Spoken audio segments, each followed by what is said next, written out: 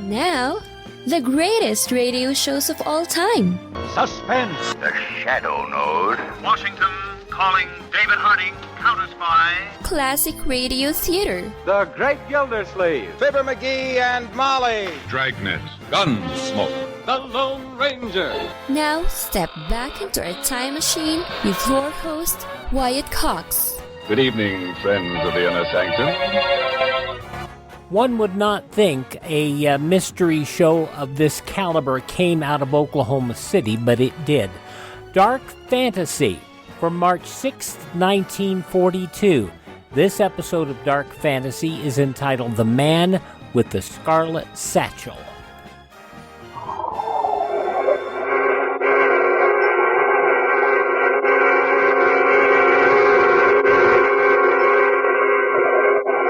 Dark Fantasy.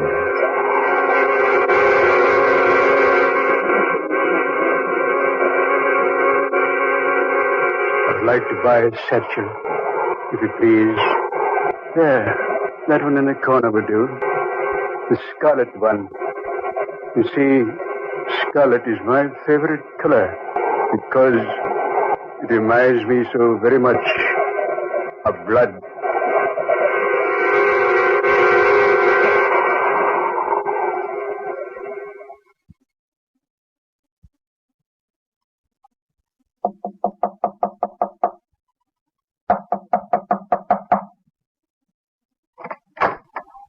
Oh, Rose.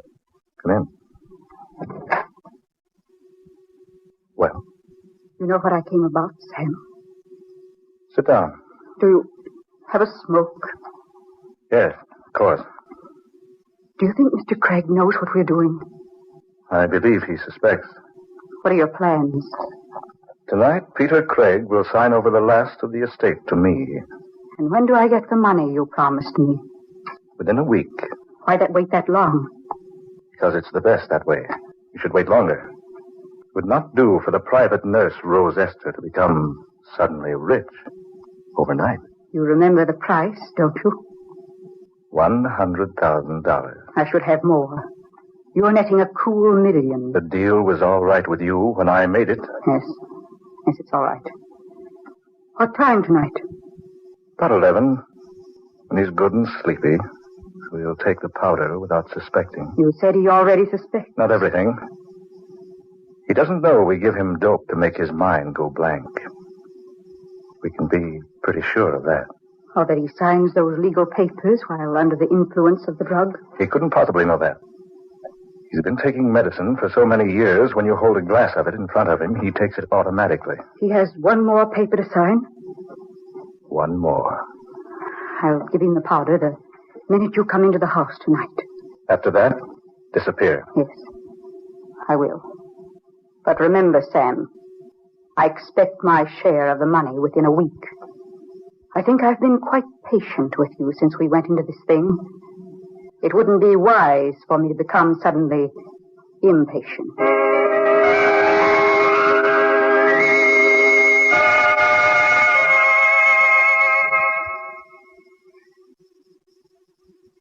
All right, Mr. William. Sit down, sit down. Thank you, Mr. Craig. Nurse, hand me my glasses on that table over there. I can't see a thing without my glasses. Your medicine, Mr. Craig. Medicine. Oh, all right. Thank you, nurse. Now, you get my glasses. Here they are. Do you wish warm milk before going to bed tonight? Warm milk? No, not on your life. And don't you go locking my lavatory tonight. I'm going to tinker around in there a bit as soon as Mr. Willard leaves. Yes, sir. Just ring if you need anything, Mr. Craig. You look well, sir. I never felt better in my life. Now, what's on your mind at this hour of the night? Well, Mr. Craig, I've been handling your legal affairs for quite some time now. Yes, you have. 7 years, I believe. That's so. This afternoon I stumbled upon something that absolutely astounded me. And what was that? I happened upon the deed to your estate. I noticed it had never been turned over to you in a legal manner. Well, it's a small technicality, but I thought I should advise you about it. Have you done anything about it? Why, yes, I have. That's why I came out tonight. I have the papers with me. Put everything in perfect order. I say, Mr. Craig, is something wrong? No, I'm just sleepy. I better sign the paper now. Yes, sir. I think you'd better. Here, Mr. Craig. On this line right here. Yes. Yeah? That's right.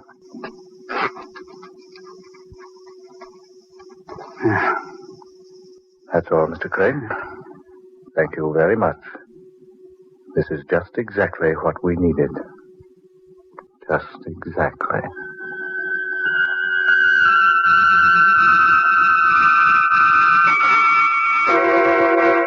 Nurse! Oh, no. They know better than to leave me here in darkness. Nurse! Come here at once. She's not here. She's gone. She's gone. And left me. When it's so dark, so still. Left me here to die. No, I can't stand darkness. No, I can't be left alone. I know my heart.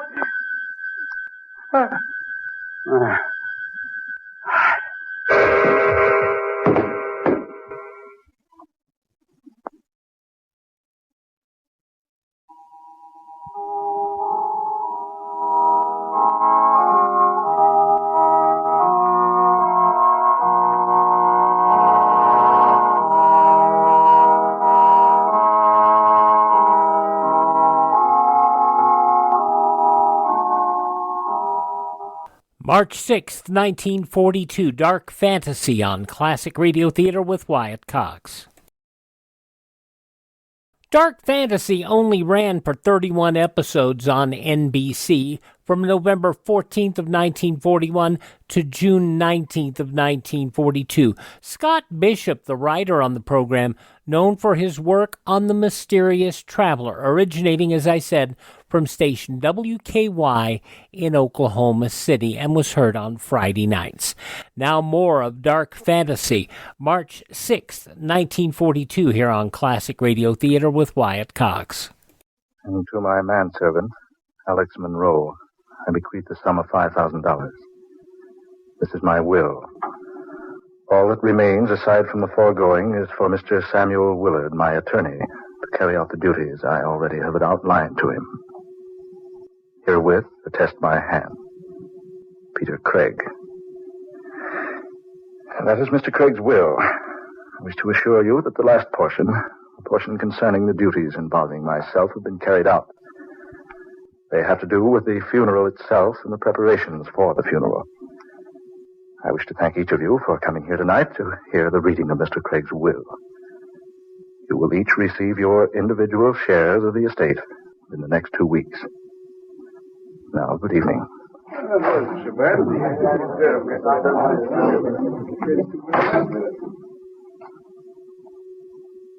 Well, Rose?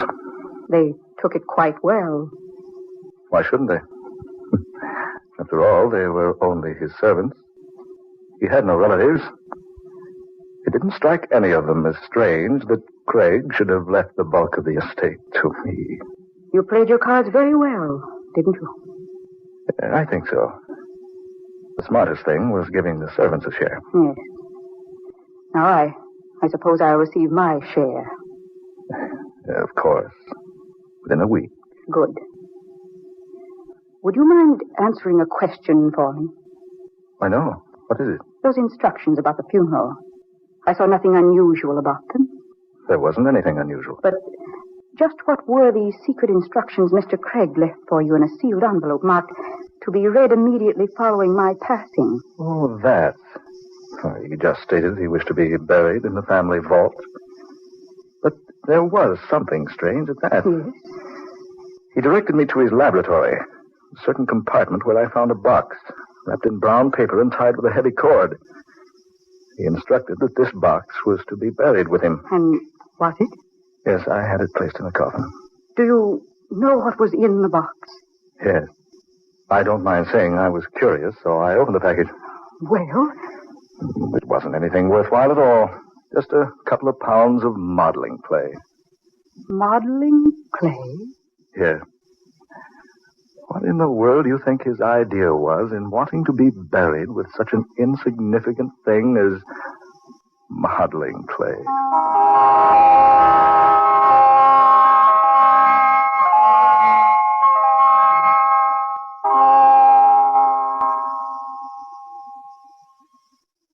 This way, please, Professor White. Thanks, Mr. Willard. Peter Craig, as I've told you, was an old friend of mine. I certainly was surprised to arrive here and learn he'd passed on. Yes, we buried him last Thursday. Mr. Craig had no relatives. I didn't know the names of any of his friends, and that's why you weren't notified. I once worked with Mr. Craig at Oxford. He could have been a professor there, had he wished. Professor? Here, down these steps. Yes, he was quite an electrical engineer. Worked miracles, almost, with wires and tubes and batteries, condensers, all that sort of thing. Well, I knew he liked to fuss around in his laboratory. I've only been inside the place once. Didn't know he was a master at any particular science. Oh, yes, indeed. He was one in a million. Always experimenting. Always trying some new idea. Here we are. This is Mr. Craig's laboratory. I see. This wax on the door. Oh, that. The police sealed the place up when they were investigating the death of Peter Craig. Investigating? Yes. Mr. Craig died unattended. Heart attack. He fell and struck his head. At first, the police feared foul play. Oh, I see. Oh, I suppose it'll be quite all right to break the seal now. Oh, certainly. We've forgotten all about it. There we are. Now, I'll go first, Professor White. Light switch is very inconveniently placed. Okay, sir. This is what you wanted to see. Just as I thought.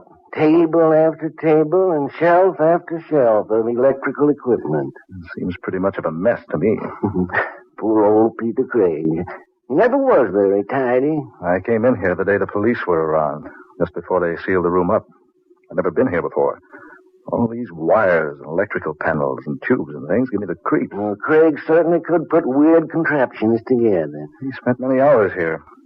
I believe his experiments were the only things that gave him a desire to keep on living. Say, here's a strange-looking workbench over here. What do you mean, Professor? Well, look for yourself here. See, the tabletop is littered with short lengths of almost invisible copper wires and with little bits of fresh putty. Putty? No, it's not putty. It's modeling clay. Yes, you're right. Yes, and here's a cardboard box of this stuff. That box, the brown paper, this heavy cord. Yeah, why, it appears that there was a great deal more of clay in this box. You can see that a good portion of it has been torn away from the original mass. It's the same box. The very same one I put into the casket. What? What could Peter Craig have been doing with modeling clay and thin copper wires? Mr. Willard. Yes? Is that the only entrance to this laboratory, the one the police sealed? Well, yes, it is. No windows, no other door. And yet that seal was unbroken. We both saw it was. Yeah, but look here on this workbench here. These bits of clay, still moist, not dry and hardened like they'd be if they'd lain here long. And this hand towel here, look at it. Damp. As though someone had just recently dried his hands on it. Mr. Willard, what's this? Do you know? A locket on a golden chain. Where did you find it? Oh, here on the floor near the wall over there. His picture is a child inside. You know what's in the locket without opening it? Yes. It was Peter Craig's request that he be buried with this locket in his hands.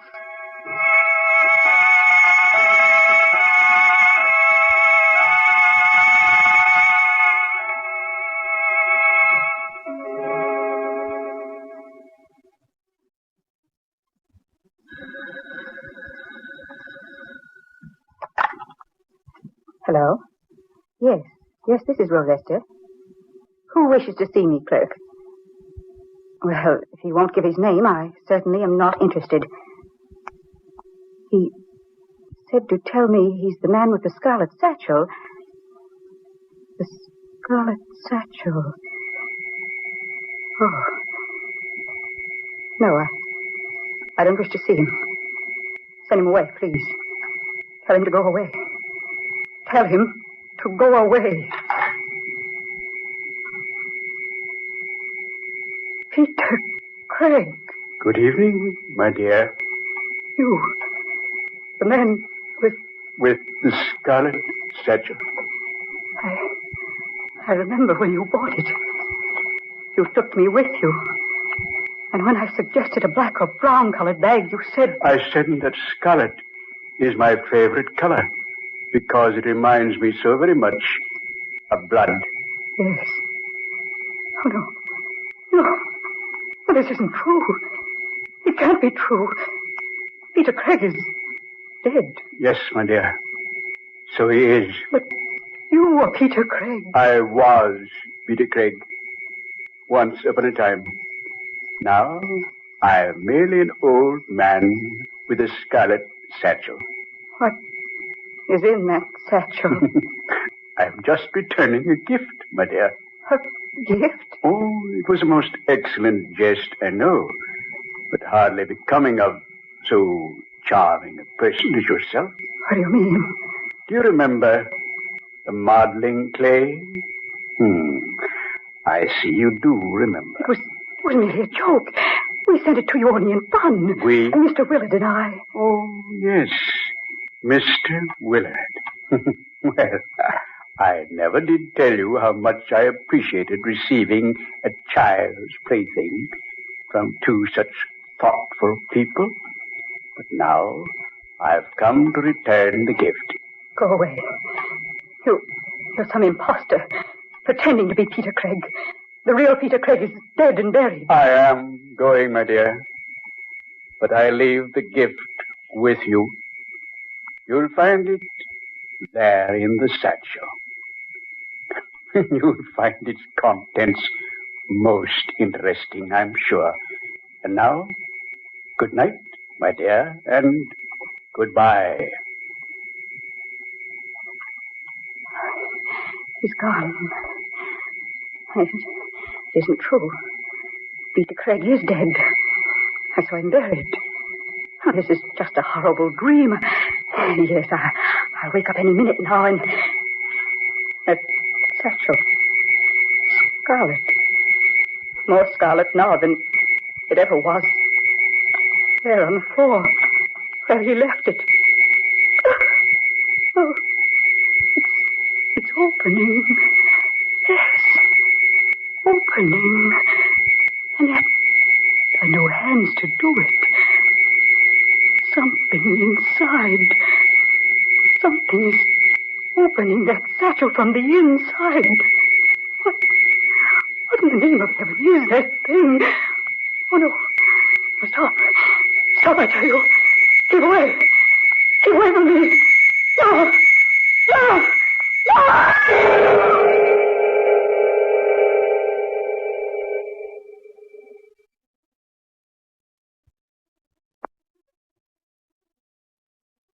Miss Esther was a friend of yours, Mr. Willard? Yes, she was. That newspaper certainly gives a startling account of her death. Yes. Rose Esther was heard by neighboring tenants screaming hysterically. When investigators broke their way through her locked door, they found the nurse sprawled upon the floor of her living room. Both the girl's hands were clasped tightly to her face. Her eyes were staring blankly, wide with terror. Her last gasping words were, "Scarlet Satchel." The terror-stricken girl undoubtedly died from fright. Scarlet Satchel. Yeah, sounds like a murder plot from Sherlock Holmes. Scarlet Satchel! Just a minute, Professor. Mr. Willard, man, don't jump like that. Why, you startled the life out of me.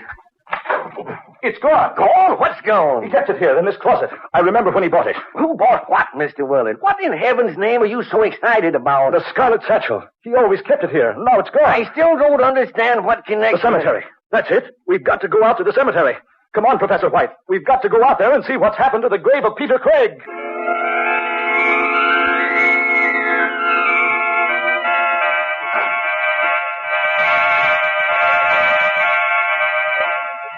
Dark Fantasy, March 6, 1942, The Man with the Scarlet Satchel. The conclusion you'll hear following these important words from your favorite radio station. You're listening to Classic Radio Theater with Wyatt Cox right here on your favorite radio station.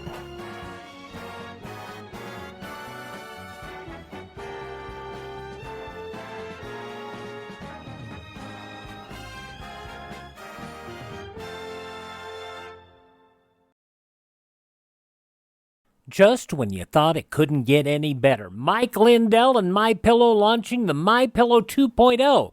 Now, when Mike invented MyPillow, it had everything you could want in a pillow. Now, nearly 20 years later, he's discovered a new technology that makes MyPillow even better. Of course, the patented adjustable fill of the original MyPillow, but now with brand new fabric with a temperature-regulating thread, it's the softest, smoothest, and coolest pillow you'll ever own. Say goodbye to tossing and turning and flipping your pillow over in the middle of the night. And more great news on the MyPillow 2.0 buy one, get one free offer with my promo code Wyatt. MyPillow 2.0 is 100% made in the USA, 10-year warranty, 60-day money-back guarantee. Go to MyPillow.com, click on the radio podcast square to receive the MyPillow 2.0 buy one, get one free offer. Use my promo code Wyatt or call 1-800-928-4715.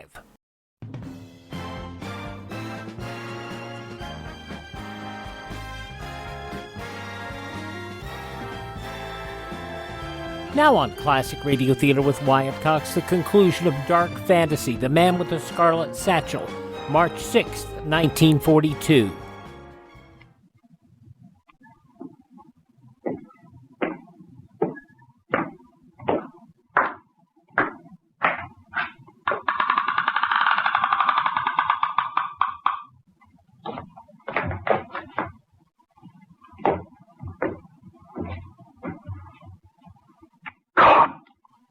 Body's gone. Peter Craig's vault has been opened. Opened? As though someone inside had pushed up the coffin lid to escape. That lid was heavy. Peter! Peter Craig! It was so difficult for an old man to push up so much weight. But Peter, what on earth is the explanation of this? They told me you were dead and buried, man. Then for once, my good friend, they told the truth. Yes. Yes, he is dead. I saw him just after they found him. He'd been dead for hours. His heart had stopped. Rigor mortis had set in. Yes, I was a perfect corpse. Peter! He was taken to the funeral parlor, embalmed. He lay in his coffin a day and a night before we buried him. Mr. Willard, there's some explanation. I saw them close the coffin on him. Saw them bring it out here. Watched them put it into the vault and seal the door. And Rose Esther witnessed the same thing. That's why I startled her so. You killed her. You killed Rose Esther. No, not I. She was killed by the thing in the Scarlet Satchel. The Scarlet Satchel? Professor White, look, he's carrying it now. There is one plan in the entire scheme of things mortal man does not know. That those who are murdered never rest easily within their graves until they have wrought a full and perfect vengeance. They left me alone in the darkness and stillness of a night to die. They knew that my heart couldn't stand the shock. It was as much murder as if they'd stopped my heart with a dagger thrust. No, I had nothing to do with that. You and your friend Miss Esther once thought it very hilarious when you sent me a child's plaything to the mails. At the time, I was not amused, Mr. Willard. Now I am. The clay modeling set. Exactly. Peter, man, what are you doing? The Scarlet Satchel. He's opening it. I'm picking out my little pygmy friend. Peter, that thing looks alive. No, it can't be. It's nothing but a little figure modeled in clay. Just a little clay doll. It can't be human. Then watch it come to life. Peter. Good heavens. It's moving. Walking like a man. You see, I have put the modeling clay to good use. I have created with it your damnation. No. Keep it away from me. Don't let it come any closer. Keep it away, I say. Don't let it touch me. Stop it. Keep that deadly thing away from me. Don't let it touch me. Keep that deadly thing away.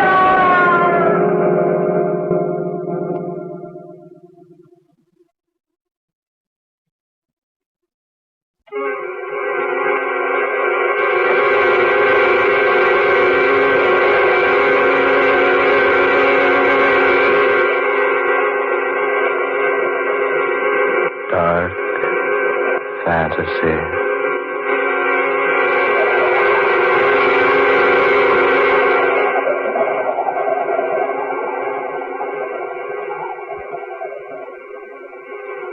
You have heard The Man with the Scarlet Satchel, the 16th original tale of dark fantasy by Scott Bishop. Ben Morris played Sam Willard, Fred Wayne was Peter Craig, Georgiana Cook took the part of Rose Esther, and Muir Height was heard as Professor White. Next Friday night at this time, listen to another startling and weird dark fantasy adventure. Superstition, Be Hanged, written by Scott Bishop. Tom Paxton speaking. Dark Fantasy originates each Friday night in the studios of WKY, Oklahoma City. From March 6, 1942, Dark Fantasy. I thank you for tuning in to Classic Radio Theater with Wyatt Cox. And next, Bob Bailey, as yours truly, Johnny Dollar. Now on Classic Radio Theater with Wyatt Cox, Part 2 of the 5-part yours truly, Johnny Dollar story, The Plantagenet Matter. This was originally broadcast March 6th, 1956. From Hollywood, it's time now for... Johnny Dollar. Are you the Mr. Dollar from Hartford? That's right. Who's this? Jim Akins, Vicksburg Police Department. I'm sending a car over to pick you up, Mr. Dollar. Some questions I want to ask you about that young lady you were with last night. I hope you weren't planning on leaving town. Of course I wasn't. I canceled my plane reservations last night. If you tell me where you're located, I'll come down by myself. No sense getting head up. You aren't in your own backyard now, you know, Dollar. I know where I am, the town where a girl died in my arms. If you can stop getting lazy with me for a minute, maybe you can tell me who she was. Why? Because I'd like to talk to her family. I was the last one to see her alive. Who is she? We haven't identified her yet. To us, she's still Jane Doe.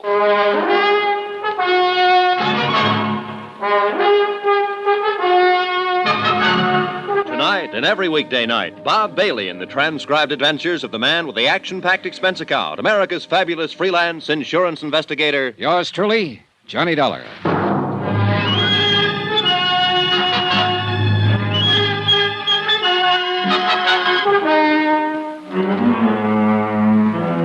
Expense account submitted by Special Investigator Johnny Dollar. Location, Vicksburg, Virginia. To Special Investigator Johnny Dollar. The following is an accounting of expenditures during my investigation of the Plantagenet Matter. A real mystery about a very mysterious girl who happened to be dead. Expense account item 5, 10 cents. One morning newspaper, which carried a 2-inch story and a half-inch space about an unidentified girl who had died at Vicksburg Emergency Hospital the previous evening. I was reading it over in the lobby of the Plantagenet Hotel when one of the Vicksburg police force stepped up to the desk and asked for my room number. He was a swarthy man in a black suit, plain clothes type. Well? I beg pardon? I'm Johnny Dollar. Oh. Jim Akins. We talked on the phone a little while ago. You said you were sending a car. Well, you sounded so huffy about everything, I thought I'd drop over myself to say hello. I got the car outside. Okay, let's go then. Where are you from, Dollar? Hartford, Connecticut. I'm an insurance investigator. Look, I talked to a man in your burglary division yesterday about the burglary they had at the hotel yesterday. I was sent down here by Eastern Seaboard Casualty Insurance Company. You got any identification on you? Yeah, sure. Here. Okay. Look like who you say you are. Now, just what was your connection with that girl who died at the emergency hospital? I met her outside in the parking lot last night, back of this hotel. She was with a man. I don't know who he was. They were having an argument. I stopped when she asked me to help her. I got rid of the man and took her inside here and bought her a drink.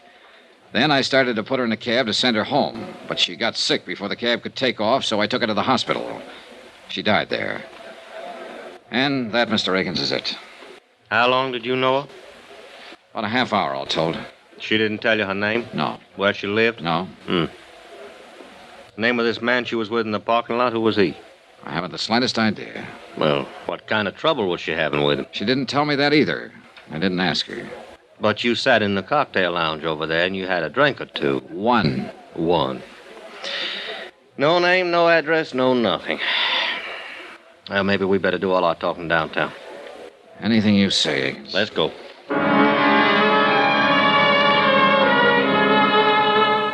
Akins turned out to be a lieutenant, and it took him the whole ride downtown to thaw out and make up his mind that I was just as concerned about what had happened to the unidentified girl as he was. He rephrased, but asked me the same questions in front of a stenographer when we got down to his office. He was still asking me questions when he led me and the police stenographer to the basement of the building, the morgue. And she didn't say anything to you about herself before she collapsed, huh? No, all I know is what I've told you. You're sure? Positive. Hey, look, let me ask you one. I've put up with yours for over an hour now. Well, sure. What killed her? Yeah. Well, do you know? No, we're still trying to find out. What'd you talk about while you were having a drink with her? She asked me for help, that's all. It seems she needed somebody else to do the talking at the time, so I did it. I made jokes and tried to get her to laugh. I was a great big cut-up. Get sawed me if you want. It won't do much good. Still got some things to find out.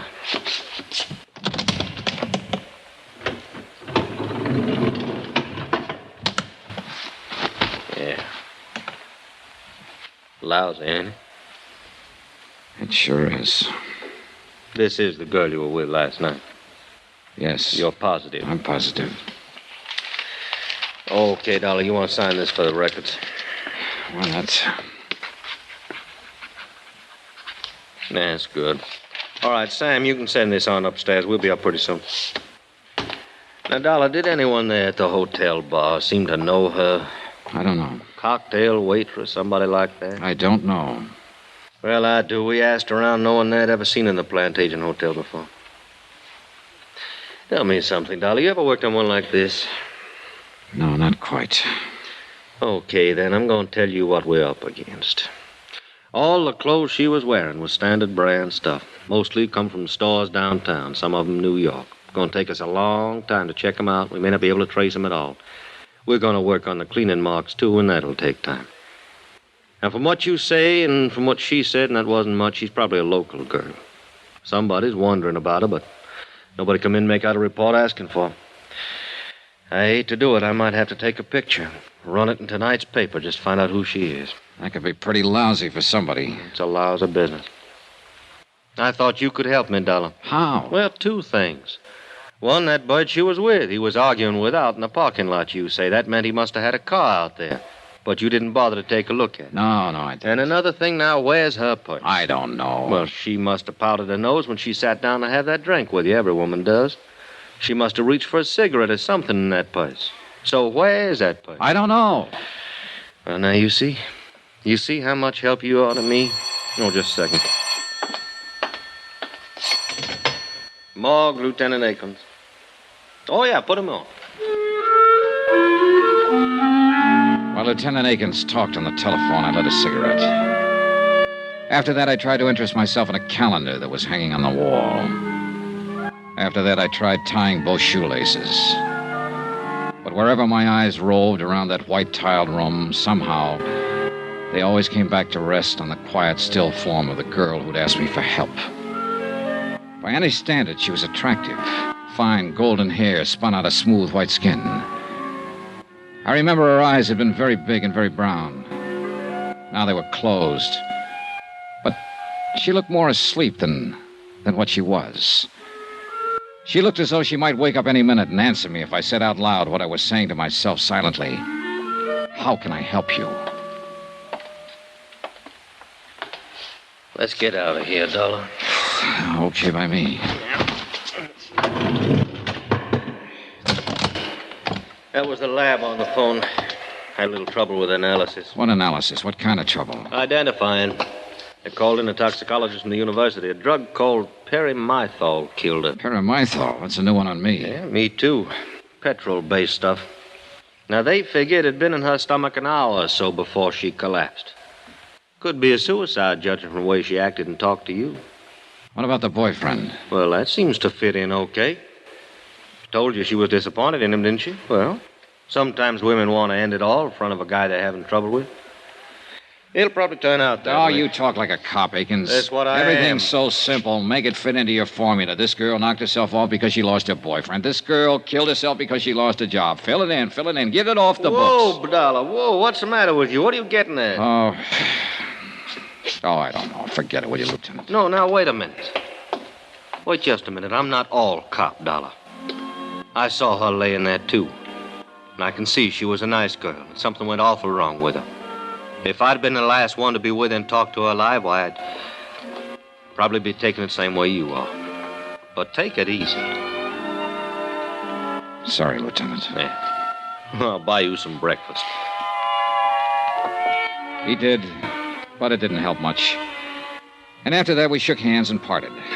Expense account item 6, $2. Cab fare back to the Plantagenet Hotel. I went up to my room, packed my bags, called the airport, and made arrangements to leave on the 6 o'clock plane. There was nothing more I could do about the case. Nothing more at all. It was police business. I had time before the plane for a quiet drink at the hotel bar. What's your pleasure, sir? Oh, some of that little water. Yes, sir. You on duty last night by any chance? Yes, sir. Why you ask? I just wondered if you happen to remember me. No, sir. Was you at the bar? At that table over there with a lady, a blonde girl in a green suit. Well, I'm sorry. I just don't remember. Well, here you go. Thanks. Here, keep the change. Well, thank you, sir. Now, I probably waited on you, but, well, so many people, you know. Yeah, sure. Why you ask?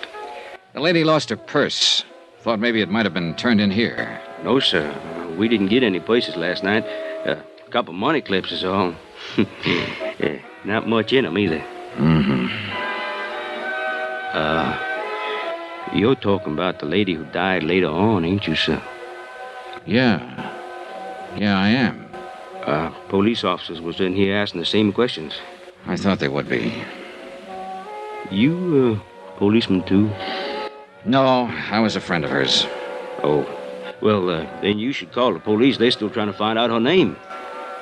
So am I. Well, I thought you said she was a friend of yours.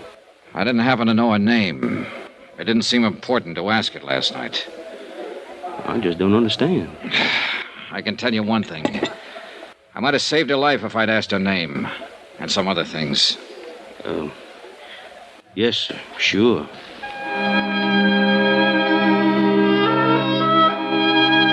Expense account item 7, $3, 3 drinks. I sat there for almost an hour talking to the bartender. Once, when he stepped out to the kitchen, I went over to the booth where I'd sat the night before with the unidentified dead girl. I searched down on the cushions, behind the table, under the chairs, hoping the missing purse might still be around. I found nothing. Then I had another idea. I left, went out to the parking lot where I'd first seen her. Get your car, mister? No, I don't have one. Oh, well? Hey, look, last night I was out here with a lady. I met her and a man here in the parking lot, about over there where that Chevy is. Uh-huh. So what? Well, the lady lost her purse last night. I just wondered if it might have been lost out here someplace. Well, it might have been. Nobody turned anything into me. Want to take a look? Sure, good. All right. About what time last night? Oh, around 10, maybe a few minutes after. Uh-huh. A lot of cars in and around that time of night. Did you look last night? Oh, I didn't know it was missing until this morning. Oh. About here, you say, huh? Here's the Chevy. Yeah. Well, let's take a look. Yeah, make it a good look. Yeah. Well, hey! I think you're in luck. Huh? Yeah. Yeah, here's a purse. Hey, you're in real luck. Is that hers? It was hers, all right. A green suede purse, the same color as the green suit she'd been wearing. It still carried the faint, sweet odor of her perfume as I remembered it. I looked inside, but there was nothing to tell me her name. Lipstick, comb, a $10 bill, and some small change. And one other item. A .32 automatic, recently fired.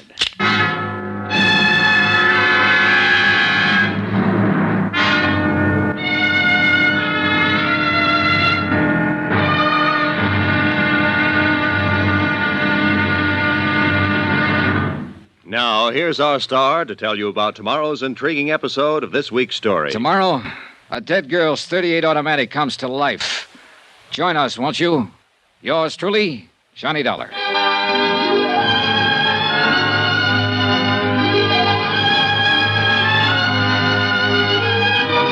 Yours truly, Johnny Dollar, starring Bob Bailey, is transcribed in Hollywood. Written by John Dawson, it is produced and directed by Jack Johnstone. Be sure and join us tomorrow night, same time and station, for the next exciting episode of Yours truly, Johnny Dollar. Roy Rowan speaking.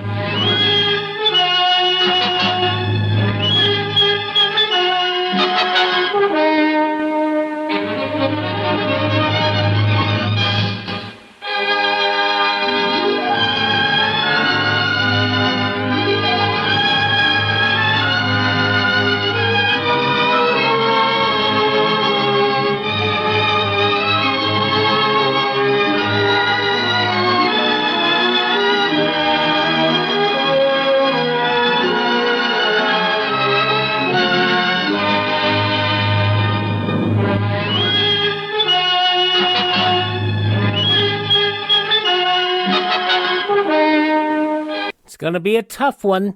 Part 2 of the 5-part Yours truly Johnny Dollar story, The Plantagenet Matter, March 6th, 1956. Ted at RadioMemories.com has a whole slew of Yours truly Johnny Dollar programs.